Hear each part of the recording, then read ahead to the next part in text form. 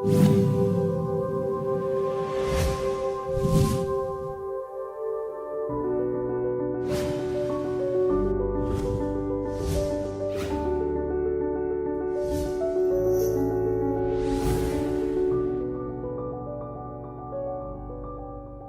tocar un tema bastante largo, así que voy a tratar de correr.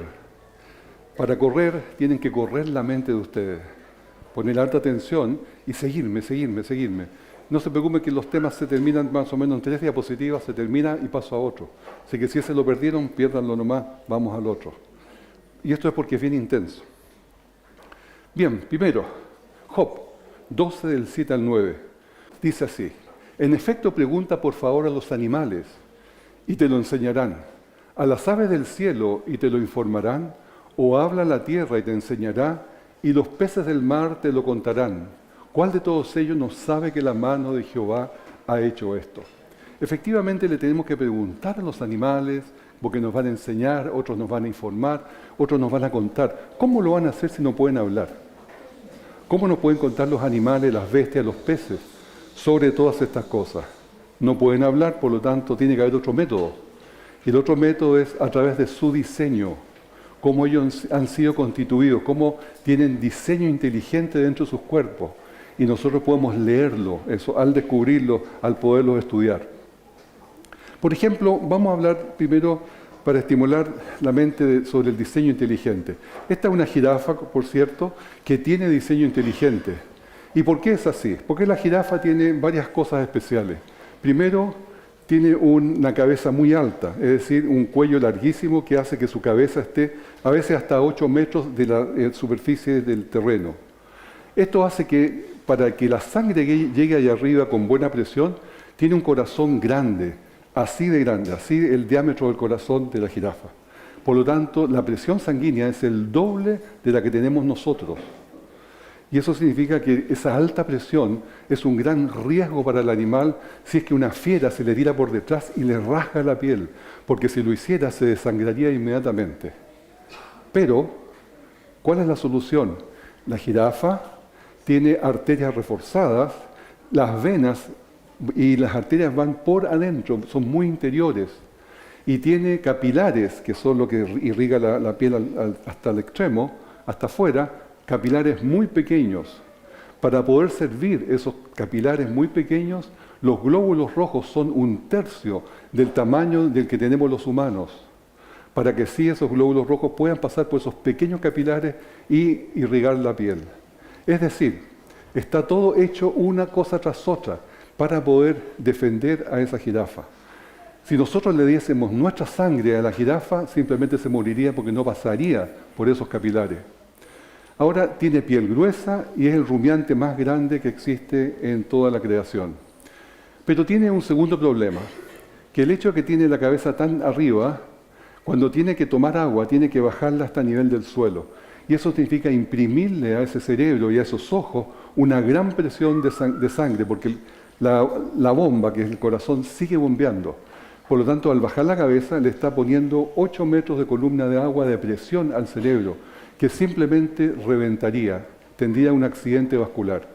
Es decir, la primera jirafa que el Señor, que nació, no hablemos todavía de creación, la primera jirafa que nació, por el cuello alto, habría muerto inmediatamente por un derrame cerebral. ¿Cuál es la solución? Bueno, aquí viene el diseño inteligente. En la vena yugular tiene válvulas, que son esos puntos rojos que se ven allí. Y cuando comienza a bajar la cabeza se comienzan a cerrar las válvulas para que no haya un problema de presión. Y debajo del cerebro tiene una rete mirabile, que es una red vascular que recibe la sangre para que la jirafa, cuando levante la cabeza después, no se desmaye. Y ese receptáculo le devuelve sangre al cerebro. Por lo tanto, la jirafa levanta la cabeza, recupera su circulación normal y puede seguir viviendo, pero no se dio ni cuenta de todo este sistema. Eso es diseño inteligente, eso es algo que está puesto antes de que siquiera haya funcionado. O sea, no hay ni una oportunidad de evolución, no hay ni una oportunidad de adaptación siquiera, sino que simplemente está o no está. Si está, vive, si no está, se muere. Dios ha permitido dice Ellen White, que un raudal de luz se derrame sobre el mundo en los descubrimientos de la ciencia y el arte. Pero cuando los profesos hombres de ciencia razonan sobre estos temas desde un punto de vista meramente humano, de seguro que errarán. Las más grandes mentes, si no son guiadas por la palabra de Dios, se confunden en sus intentos por investigar la relación de la ciencia y la revelación. Existe un libro llamado Viaje a lo Sobrenatural, escrito por este hombre llamado Roger Morneau. Él ya falleció, pero escribe algo muy interesante. Él estuvo relacionado con la iglesia de Satanás en su juventud, por error. Después se hizo adventista. Y mientras estuvo allí, aprendió los planes de Satanás que tenía, porque el sacerdote Satanás se los contaba.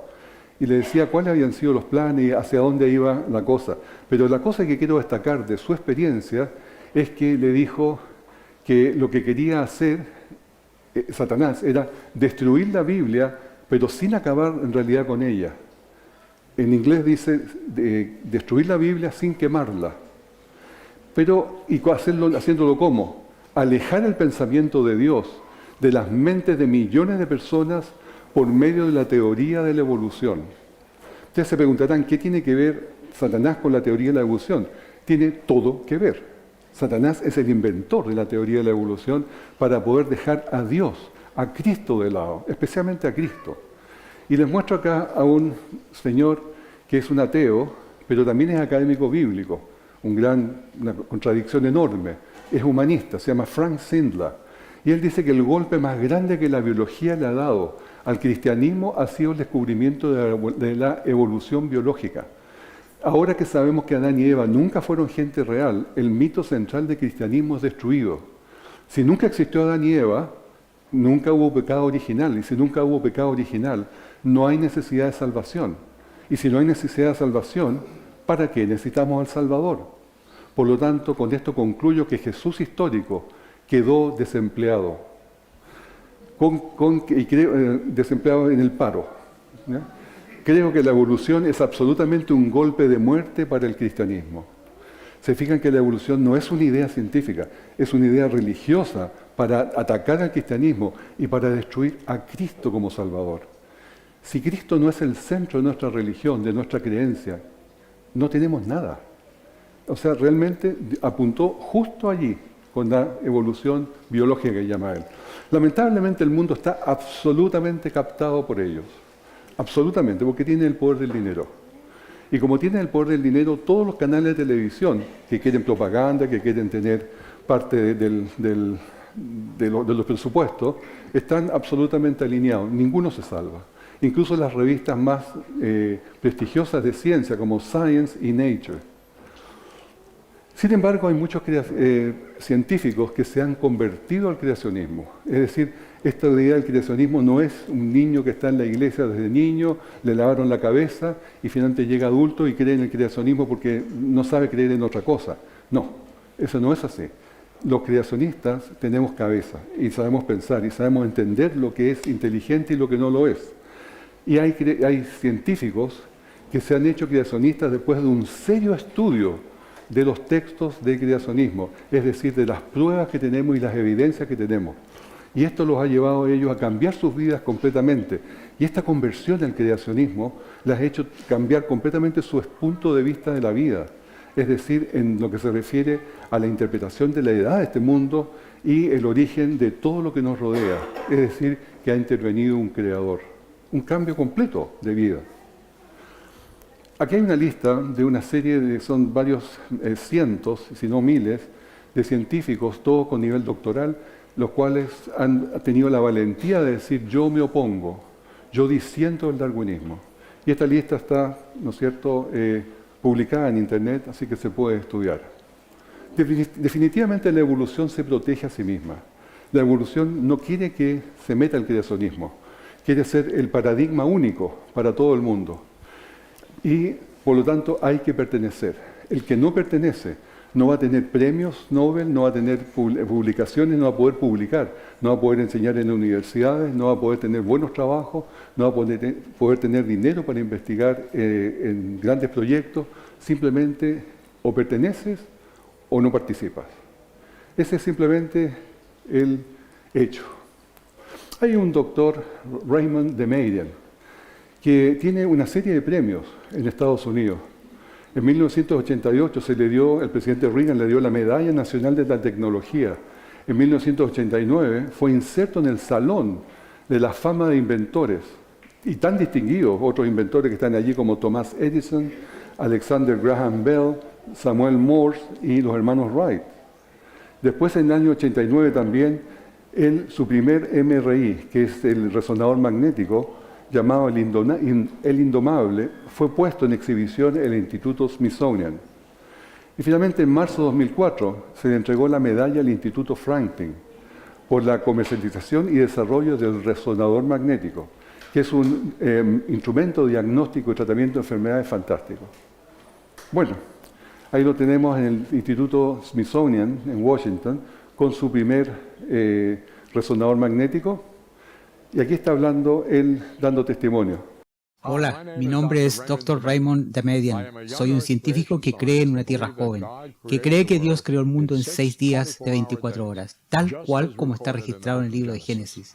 Por la gracia de Dios y las oraciones de mi suegra, inventé la tomografía por resonancia magnética en 1969.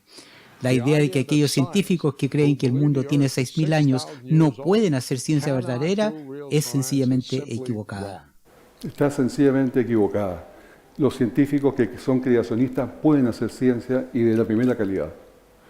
Este es Richard Dawkins, quien se opone totalmente a la creación, es un evolucionista, escritor muy conocido, inglés, y dice: creo que los cristianos creacionistas están en lo correcto al ver la evolución como un enemigo.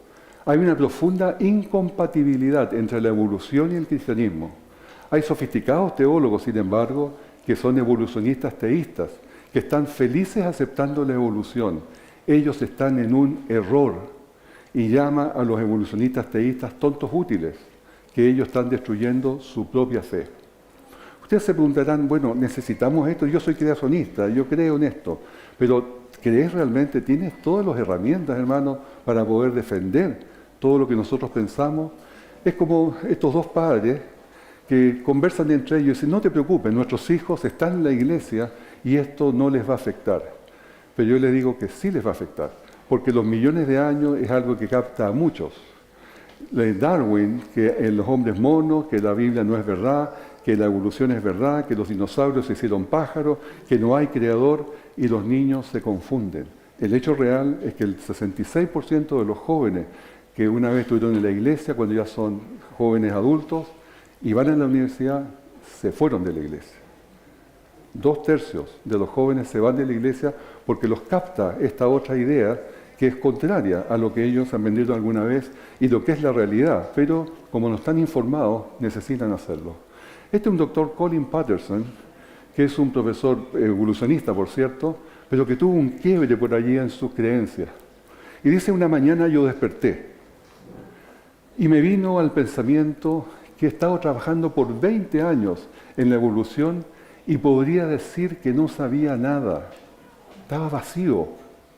Era un golpe para mí de cómo pude estar equivocado por tanto tiempo. ¿Pueden explicarme algo que sepan? Y le hice una simple pregunta a mucha gente: ¿pueden explicarme algo que sepan de la evolución? ¿Algo que ustedes realmente crean que es verdad? Se lo pregunté al equipo de geología del museo, no hubo respuesta. Le pregunté a los miembros del seminario de morfología evolutiva en la Universidad de Chicago y tampoco hubo respuesta, hubo silencio. Solo una persona dijo: sí, yo sé una cosa, no debería enseñarse en los colegios. ¿Qué es lo que se hace? ¿Qué gran diferencia hay entre creación y evolución?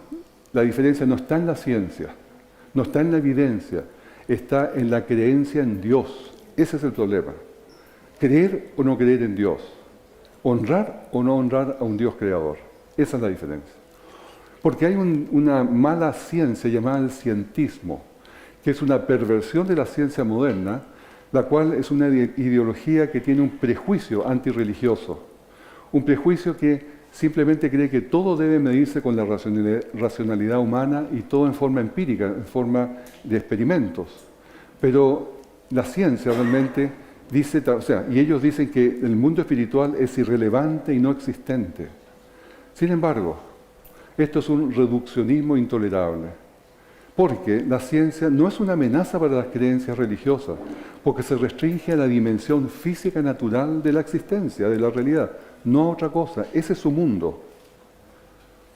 Por lo tanto, hay un lugar, y hay un lugar pero muy claro, para lo sobrenatural. Lo sobrenatural existe. Las cosas creadas por Dios son sobrenaturales, y estas existen. Y les voy a mostrar algunas. Primero, el origen de la vida.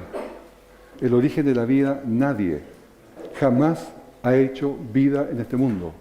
Nadie ha podido crear vida de materiales inertes. Por muchos computadores, por mucho conocimiento que tenga, por todo lo que quieran. Jamás ha creado vida, jamás se va a crear vida. Entonces, ¿quién hizo la vida? Si estamos vivos. Entonces, eso tiene que ser solamente una respuesta sobrenatural. Dios que la creó. La organización y el lenguaje del ADN, que es de la más alta complejidad que se pueden imaginar. El ADN tiene una complicación tan grande que nadie puede explicarlo cómo se pudo formar, cómo se pudo hacer. Ya voy a ver más de eso más adelante.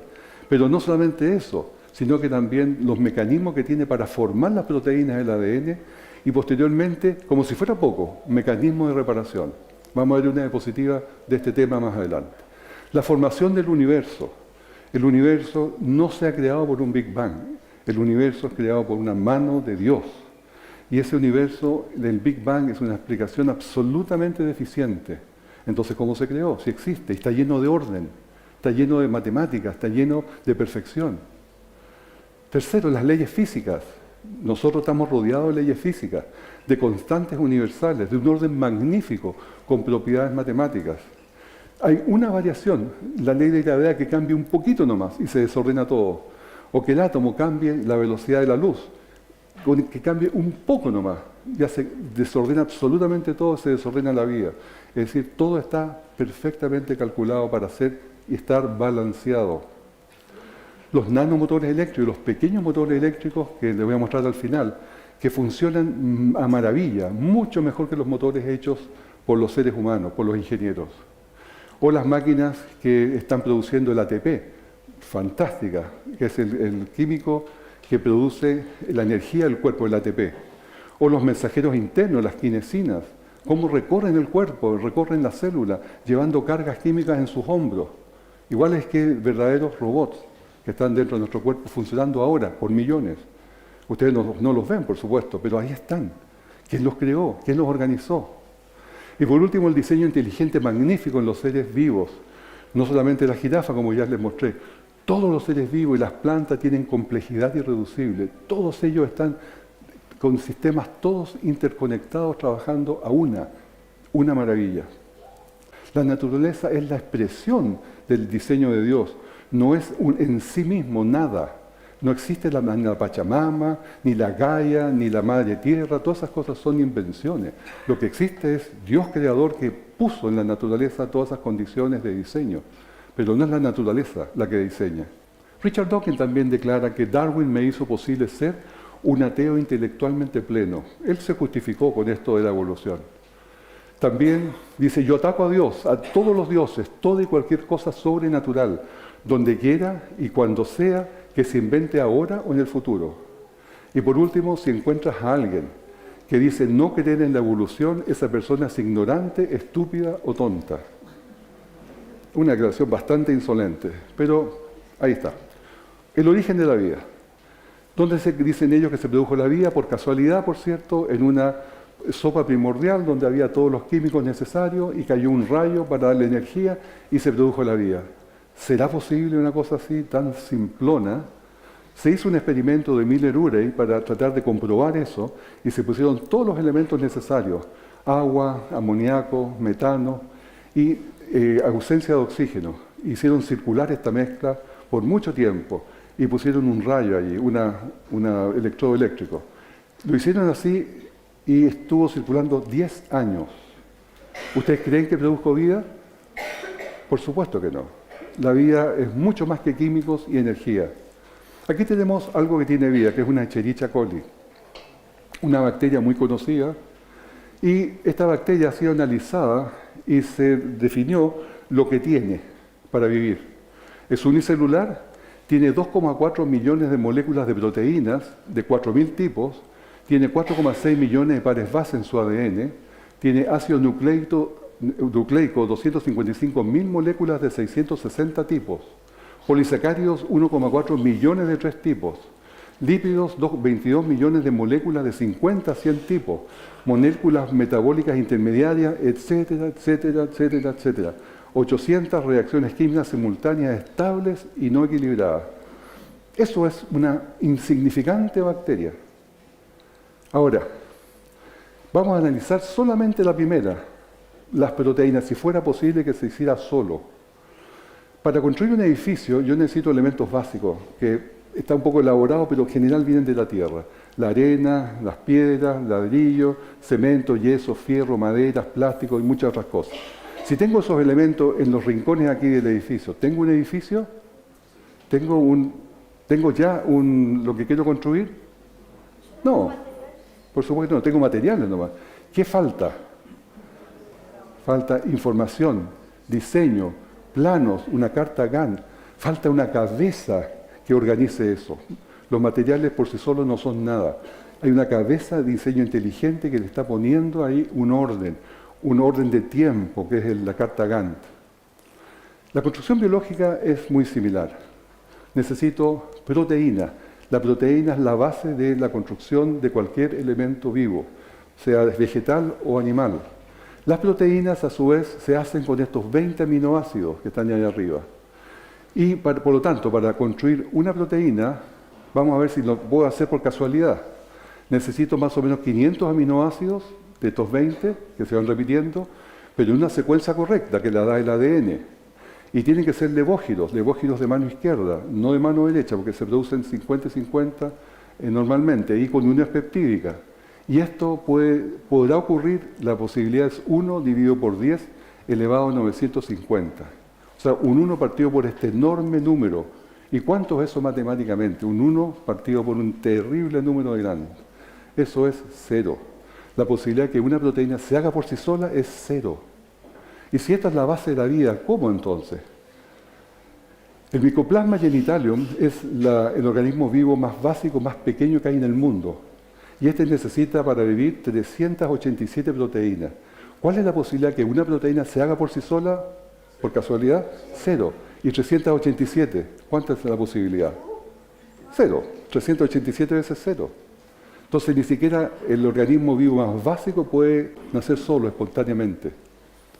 Ahora, digamos que tengo un elemento vivo, que es básico, 580 pares base que son el ADN, pero yo lo quiero hacer un ser humano.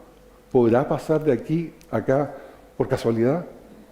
No, no puede, porque para el ser humano necesito 3.000 millones de pares base, que es la información del ADN.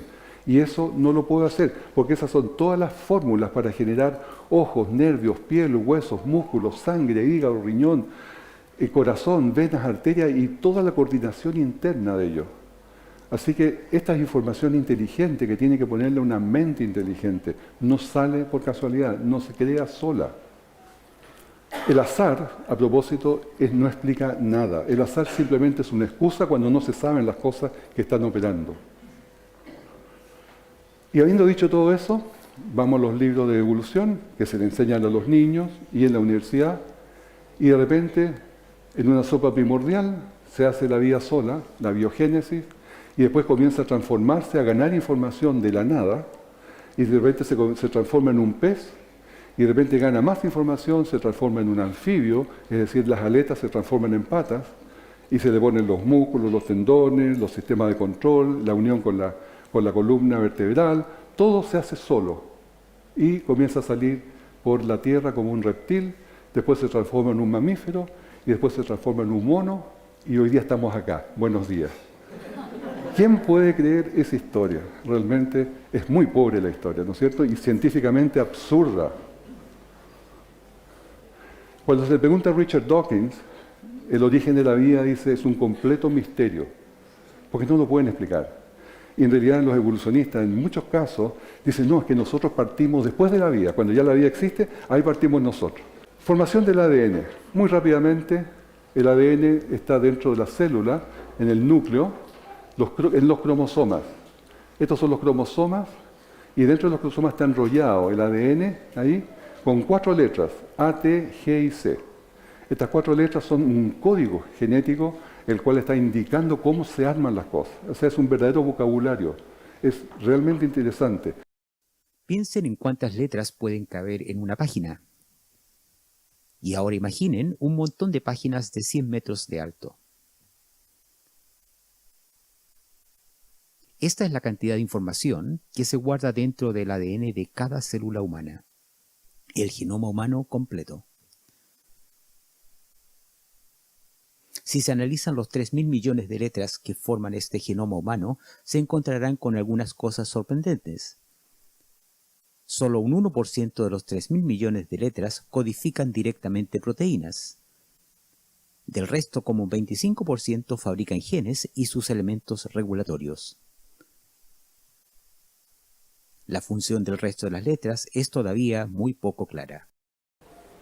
Bueno, como ven ustedes, son 100 metros de hojas, todo con el ADN, con cada letra que tenemos nosotros escrita en cada una de nuestras células, que son 3.000 millones de letras puestas allí. Dice que entonces una parte codifica para proteínas y la otra es para el control, el panel de control de todo nuestro cuerpo. Antes se pensaba, cuando no se sabía todavía, que esto era ADN basura y era lo que quedaba de la evolución. Pero ahora les dio vergüenza haber dicho eso, porque esto es de lo más complejo que hay, toda la información, cómo se codifica y cómo se regula el cuerpo. Por lo tanto, la posibilidad que el ADN se haya creado sola es 1 partido por 10 elevado a 40.000, absolutamente cero. Este es el doctor Anthony Flew. Él escribió un libro bastante conocido y es un pensador ateo más influyente del siglo XX. Y en el año 2004 informó y dio a conocer públicamente que aceptó la existencia de Dios después de haber sido ateo. Él debatía contra los creacionistas por la evolución. Pero él dijo que el ADN me ha mostrado, por la complejidad más increíble, los sistemas requeridos para producir vida, que una inteligencia tuvo que intervenir para que los elementos tan diversos se juntaran. En resumen, mi descubrimiento de lo divino ha sido la peregrinación de la razón más que de la fe. O sea, este hombre llegó a Dios por la razón, al darse cuenta de la complejidad del ADN. Y no por fe, como tal vez todos nosotros hemos llegado porque creemos en Dios. El genoma humano, que es el ADN humano, se le comparó muchas veces con el del chimpancé, diciendo que eran iguales. Partió cuando se hizo el proyecto del genoma humano en Estados Unidos, por orden del presidente Clinton. Se dijo primero que era el 99% igual. Después, cuando se perfeccionó este sistema, era el 96%. Después bajó al 81% y hoy día está más o menos por ahí como el 70-75%. Es decir, de a poco hemos ido bajando esto. Pero la pregunta es, ¿qué significa que tengamos un 70% de similitud con un chimpancé en nuestro ADN? Bueno, mal que mal tenemos todos los dos cabezas, tenemos orejas, tenemos manos, tenemos dedos, tenemos boca, tenemos lengua, tenemos nariz, tenemos ojos. Hay muchas similitudes, pero es porque tiene un diseñador común, no porque tenga similitud de origen. Ahora, ¿debe leerse esto que somos medios monos? El plátano y el hombre tenemos un 72% del genoma parecido. ¿Significará entonces que somos medios plátanos también? ¿O significará que toda cosa que comemos tiene una similitud bioquímica con nosotros, tiene una similitud de nuestro ADN? Así que las lechugas, los tomates, todo lo que comemos tiene similitud también, porque necesitamos que sea similar para poderlo absorber. Si no fuesen similares, no podríamos comerlo. Sería como comer arena o piedras. Entonces no tendría ningún sentido. Por eso es que nosotros tenemos similitud con los plátanos y con todas las otras. Por lo tanto, ser similar en un 70% con los monos no tiene ninguna importancia. La célula tiene el ADN nuclear dentro del núcleo y tiene también ADN dentro de las mitocondrias que están acá. Las mitocondrias son las pilas de energía de nuestro cuerpo. Se descubrió que era así, de esta forma en la mitocondria estaba así ordenado el ADN mitocondrial. Pero también se descubrió que el ADN mitocondrial solamente se transmitía por las mujeres. Las mujeres son las únicas que lo dan a los hijos y a las hijas. y después continúa por la hija. El hijo no puede transmitir el ADN mitocondrial, este ADN de acá. ¿Por qué? Porque se transmite a través del óvulo. ¿Quién tiene óvulo? Solamente las mujeres, así que por ahí va solamente y los hombres, de ahí paró la información. Bueno, lo interesante es que esto fue siendo desarrollado por la evolución, hasta que ellos descubrieron de que el ADN mitocondrial de toda la humanidad, de todas las razas, era idéntico. Es decir, mi ADN mitocondrial viene de mi madre, mi abuela, mi bisabuela y así para arriba, el de ustedes, su madre, abuela, bisabuela, para arriba, y de repente se cruzan porque son idénticos.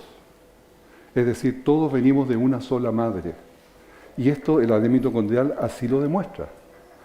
Y ellos la llamaron la Eva mitocondrial, en forma medio de burla. Pero lo sorprendente que ellos dijeron es que esto nos lleva a una conclusión, que tenemos una madre común de toda la humanidad. Y también dijeron que la evolución le asignó 200.000 años a esta mujer única y sería una mona que vivió en África. En ese lugar, y posiblemente lucía algo así. Nuestra abuelita. Pero las cosas no llegaron allí. 10 años después, otro equipo de investigación llamado The Parsons Team descubrió que la velocidad de mutación del ADN mitocondrial era 20 veces más rápido, por lo cual hace la Eva mitocondrial consistente con una edad más o menos de 6.500 años atrás. Y esto significa claramente que llegamos a nuestra Eva bíblica. Es decir, a través del ADN mitocondrial confirmamos que todos venimos de una Eva bíblica. Este es otro estudio que se hizo posteriormente, de Loewe, Land y Scherer, que dice, estudios recientes de pueblos actuales ha dado resultados que indican un alto nivel de mutaciones en el ADN mitocondrial. En una revisión de los datos indica que la Eva mitocondrial vivió hace 6.500 años atrás, una fecha incompatible con las teorías actuales del origen del hombre. Se frustran cuando encuentran estas cosas que les dicen todo lo contrario y apoyan el cristianismo de paz. La realidad del paso del tiempo, el tiempo va pasando, todo desorden se desordena. La entropía genética es lo que va pasando en nuestros cuerpos, en nuestras vidas, que nos vamos deteriorando. Y generación tras generación ese deterioro va creciendo. Nuestros hijos, nuestros nietos, nuestros bisnietos van a ser cada vez más desordenados genéticamente. Es igual que un vehículo que queda abandonado, que comienza a poco a desgastarse, o una casa que no se le mantiene. Y curiosamente es muy interesante ver que los mecanismos de reparación dicen necesariamente esto. Sucede como nos estamos desgastando y se nos producen mutaciones dentro de nuestros cuerpos, tenemos un sistema de reparación, pero estas máquinas increíblemente complejas tienen que tener un creador increíblemente inteligente, porque no solamente está el ADN, sino que las máquinas que corrigen el ADN por las mutaciones. ¿Se fijan? No es una, son dos cosas importantes acá. Estas son las máquinas que van rodeando, van haciendo así, girando por el ADN, recogiendo todos los errores. Detectan un error, lo sacan, se lo meten a un bolsillo y después viene otra enzima que viene a poner lo que estaba equivocado. Y así van reparando continuamente los errores. Hablando de entropía genética, este doctor John Sanford dice que el genoma humano no puede tener cientos de miles de años, menos millones de años, porque la entropía genética, el desorden que se está produciendo, es una poderosa evidencia que la vida de la humanidad debe ser joven, porque el genoma se está degenerando, porque hay una acumulación de mutaciones permanentes y porque cuando se usa un modelo numérico computacional, se calculó que la humanidad puede alcanzar solo, en estimación de él, 268 generaciones.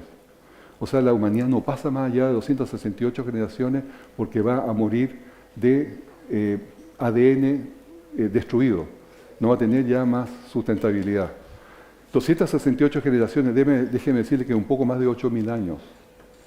8.000 años. Entonces, cuando hablamos de 8.000 años para la humanidad, es muy inconsistente pensar que venimos de millones de años del mono, o venimos de tantos años atrás, de 190.000 años, como dice que ya existió el ser humano. No puede ser, porque esto lo niega. Por lo tanto, esto es muy consistente con una creación sobrenatural y una tierra joven. Siempre la información va decayendo, la segunda ley de la termodinámica, nunca va para arriba. Darwin tenía para investigar este microscopio óptico. Él podía ver a nivel de la piel. Él pensaba que las células eran solamente gelatina. Hoy día se sabe que las células son una tremenda ciudad en complejidad. Por ejemplo, con los microscopios electrónicos se puede aumentar hasta 1000 millones de veces. Es decir, tenemos un mundo ahí que se conoce hoy día que él nunca lo conoció. Él pensaba, en el libro La origen de las especies, que la selección natural no puede hacer nada mientras no ocurran fortuitamente variaciones favorables. Las variaciones favorables son las mutaciones, al final del día, como lo define el neodarwinismo. Y la selección natural eliminaría esos errores posteriormente. Pero la verdad es que esas mutaciones son todas dañinas y pérdida de información. A lo más son neutras. Aquí tenemos mutaciones en los animales. Un tigre que perdió sus rayas. ¿Por qué? Porque no produce melanina. Por lo tanto, no produce colores. Un gorila albino. Un delfín con 2 cabezas. Un cerdo, en fin, animales todos con 2 cabezas por mutaciones. Una serpiente, un sapo con 6 ojos, un cocodrilo albino también y un pollo sin pluma.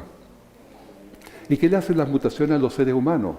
Síndrome de Down, albinismo, progeria, un labio leporino, mano con 6 dedos o una cara con 2 caras. Todo esto son tremendas deformaciones.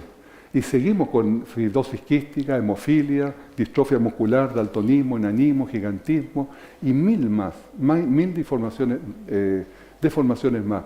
Es decir, ¿qué produce la mutación si no daño? Como para poder decir que la mutación es la que crea nueva información. No es verdad simplemente.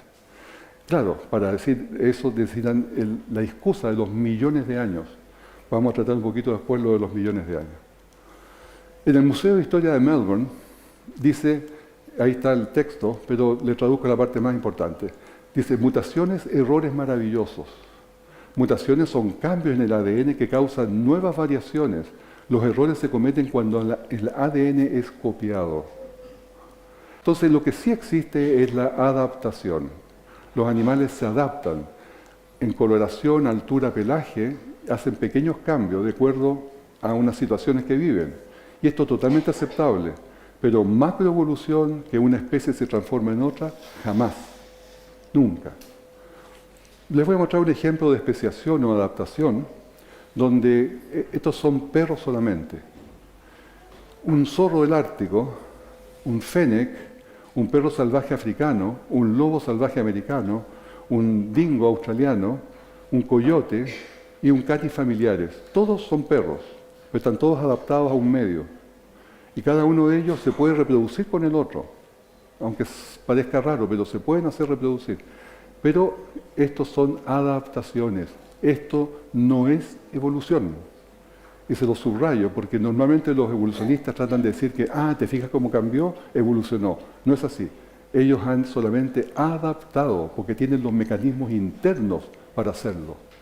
No es una cosa que partió de mutaciones, estaba en el ADN para hacer esos cambios.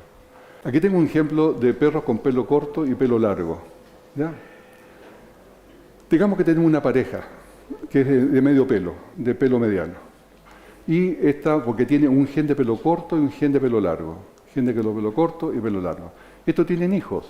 Tienen unos hijos iguales y tienen uno que recibió los 2 genes pelados, por lo tanto es pelado.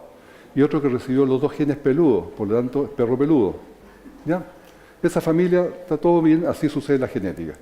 Pero de repente, esta familia se va a vivir a la nieve, al frío. El que era pelado murió, no pudo resistir. Los de medio pelo tampoco pudieron resistir, se murieron. El único que resistió, el que estaba adaptado, que era el de pelo largo, el peludo. Se encuentra una peluda, igual, y tienen cachorros. Y los cachorros son todos peludos, porque reciben los genes de ambos padres, por lo tanto son todos iguales. La pregunta es, ¿se ganó información o se perdió información? se perdió, porque nunca más ellos van a tener ni de pelo mediano ni de pelo pelado. ¿Se fijan? Se perdió información. Esto sucede en la adaptación, siempre se pierde información. También, cuando tenemos una mezcla de animales, esto es porque hemos tenido un origen común, ¿ya? Por ejemplo, entre un caballo y una burra sale una mula, un caballo y una cebra, un sors, o una burro y una cebra, una zongi, un león y un leopardo, o leoparda, sale un leopón. Ese ahí, porque todos vienen del mismo origen, ¿ya? Un león y una tigresa, tenemos un ligre. O una llama y un camello, que son ambos camélidos, tenemos una cama. Y así se puede confirmar de que se pueden volver a unir por laboratorio, no se hace en forma natural. Ahora tenemos nosotros una Tierra de millones de años, definitivamente no. Nuestra Tierra tiene miles de años, y más o menos 6.000 años. Y una cosa, va a ser bien cortito, les voy a presentar que el material biológico que está dentro de los fósiles no puede durar más de 10.000 años, no más de 10.000 años. Pero la doctora Mary Schweitzer, en su desentierro de un dinosaurio, un tiranosaurio rex, en Montana, en Estados Unidos, descubrió algo muy especial. Sacando este hueso, ellas no podían sacarlo porque era muy pesado y tuvieron que llevarlo en helicóptero. Y para eso, para llevarlo en helicóptero, lo partieron por la mitad, con una sierra. Y cuando lo abrieron, salió un olor nauseabundo. Y no podían entender por qué había un olor así, cuando era supuestamente un hueso completamente mineralizado que no tenía que tener olor. Y fueron descubriendo que tenía vasos sanguíneos en el laboratorio y descubrieron que tenía también glóbulos rojos. Tenía también colágeno, tenía ADN, hemoglobina, tenía de todo lo que era inimaginable en un tiranosaurio rex de 68 millones de años, entre comillas. Y aquí está un documental de ella. Lo que pasó después pasó por error. Mary puso fragmentos de hueso en ácido para disolver la capa exterior del mineral. Pero el ácido reaccionó muy rápido y todo el mineral se disolvió. Y siendo este un fósil, no debió haber quedado ningún remanente, pero lo había y era elástico como un tejido vivo. Esta es la muestra. No, nos mostró un video que tomó en el microscopio. ¿Es esto lo que pasó realmente? Sí, ¿Es este el hueso del dinosaurio? sí, pero ahora sin mineral. Eso es lo que quedó. Se ve como un tejido suave, lo que se esperaría si se tratara de un hueso moderno. Esto era imposible. Este hueso es de 68 millones de años. Así que tú ves esto, ¿y qué puedes pensar? Para no contárselo a nadie. Sería ridículo, ¿verdad? Así que dije a mi asistente técnico, ok, hazlo de nuevo, no lo creo. Y muestra tras muestra allí estaban. Cosas que sencillamente parecían vasos sanguíneos flexibles y transparentes, hasta que tuvo Mary la fuerza para decirle a Jack. Dijo que había el hueso disuelto y que veías vasos sanguíneos. ¿Cómo podía ser? Exacto, ¿cómo podía ser? Las cosas que Mary estaba descubriendo en los huesos de dinosaurio. Mira eso. Vasos sanguíneos, incluso lo que parecen ser células intactas. Esto pone un desafío radical en las reglas actuales de la ciencia, en que el material orgánico no puede sobrevivir ni siquiera 1 millón de años, mucho menos 68 millones. Mary Jack y su equipo publicaron sus hallazgos del T-Rex en varios números de la revista Ciencia y fueron rápidamente atacados. Los críticos dicen que las muestras podrían estar contaminadas o que los vasos sanguíneos podían ser biofilm, una especie de fango. Pero como Mary nos mostró, ella pudo replicar sus hallazgos. Estas son muestras de un dinosaurio aún más antiguo, un dinosaurio bien preservado de 80 millones de años, un pico de pato. Cuando ella disolvió el mineral en ácido, Pongamos esto en el microscopio. bueno, mira, esos son vasos sanguíneos. Esos son vasos sanguíneos. ¿Puedes ver las ramificaciones allí? Míralo, están consistentes. Lo hicimos vez tras vez y sale lo mismo. Me emociono cada vez, no puedo evitarlo. Son 80 millones de años. Mary publicó sus nuevos resultados el año pasado y algunos de sus adversarios han sido convencidos, pero la controversia aún continúa. Si los vasos sanguíneos pueden sobrevivir 80 millones de años, ¿Qué pasa con el ADN? Bueno, Mary Schweitzer es evolucionista y se encontró con un tremendo problema en sus manos, de que tenía estas muestras de que demostraban de que no podían ser de millones de años, y él no se atrevía a presentarla a la comunidad científica porque iba a hacer el ridículo. Porque justamente, ¿qué es lo que se concluye de esto? Que si hay material biológico vigente, tiene que tener menos de 10.000 años. Por lo tanto, es perfectamente compatible este dinosaurio, la muerte de este dinosaurio, con el diluvio. Y justamente esto se replicó por muchas partes. Y los científicos han encontrado en otros materiales que los tenían guardados diferentes materiales biológicos vigentes en todas las capas. Ahí está una lista.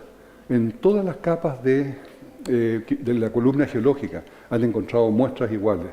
Porque todo es consistente con el diluvio, no es consistente con millones de años. Ahí hay una que es espectacular de 551 millones de años, según ellos, los cuales son proteínas aún flexibles e intactas de gusano. Bueno, petrificación, ¿necesitamos millones de años? No. Esta es una fuente de 100 años, este es un saco de harina, con 1 año se petrificó un sombrero con 50 años. En Yorkshire, en Inglaterra, hay esta fuente donde cae agua calcárea y los locales le ponen objetos que después se transforman en piedra. Y esto duró, para petrificarse, solamente 8 meses. No necesitamos millones de años para petrificar, para solidificar algo. Las estalactitas no necesitan millones de años, basta con 40 años. Este monumento se inauguró y a los 40 años tenía esta estalactita por una filtración de agua. O esta de acá en una mina en Queensland, en Australia. El petróleo se hace solo en minutos, con interiores de pavo. Basta presión y temperatura. Y esto lo estaban haciendo en una fábrica en Cartago, en Estados Unidos. O de algas se hace lo mismo, solamente minutos y tenemos petróleo. O sea, todo lo que supuestamente era millones de años, no es así. Bastan las condiciones para hacer las cosas para poder tener un resultado.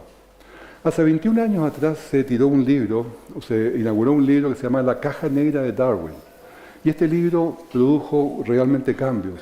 Simplemente el debate cambió desde ese día. Porque La Caja Negra de Darwin trajo tantas ideas y tanta derrota al materialismo evolucionista que hoy día podemos ver los resultados. Podemos ver, por ejemplo, acá motores de todo tipo que están dentro de nuestro cuerpo. Uno de ellos, por ejemplo, es el motor de la síntesis del ATP, ese combustible que les decía que funciona. Son motores que rotan con un sistema de levas, en fin, es un sistema fantástico. Un motor eléctrico consiste en un eje, en un rotor, en un estator, en un sistema de control, rodamientos y un sistema de enfriamiento. Esto sin duda ha sido diseñado por ingenieros. Pero un ejemplo en la biología es esta Escherichia coli, que atrás no tiene pelos. Estos son motores de fuera borda. Son motores que van a 100.000 revoluciones por minuto y tienen una eficiencia fantástica. Así se pueden más o menos diagramar. Ahí está el rotor, el estator, el eje, sistema de enfriamiento y la hélice. Y la pregunta es, ¿quién diseñó esto? Ahí hay una foto en microscopio. Ahí tenemos el embriague de este motor que se conecta y desconecta para la hélice. Y una ilustración de un clip. Tenemos nuevamente el rotor, el estator, el embriague, el descanso, el eje, el sistema de enfriamiento, el codo y la hélice de paso variable. Esto está hecho, los diferentes colores son diferentes proteínas que están codificadas en el ADN para que se fabrique ese motor y funcione perfectamente bien. La pregunta, ¿quién diseñó ese motor? Piensen ustedes, ¿quién lo pudo haber diseñado? ¿La Escherichia coli tal vez, que sabe diseñar motores? Absurdo. Los ingenieros que se metieron a ese nivel y pudieron diseñarlo, tampoco. Los ingenieros apenas pueden verlo a través de los microscopios electrónicos. Pero esto tiene que ser diseñado por una mente superior, por un Dios, nuestro Dios creador. Por último, las quinesinas, estos transportadores de cargas que caminan por los microtúbulos, que son carreteras internas en la célula.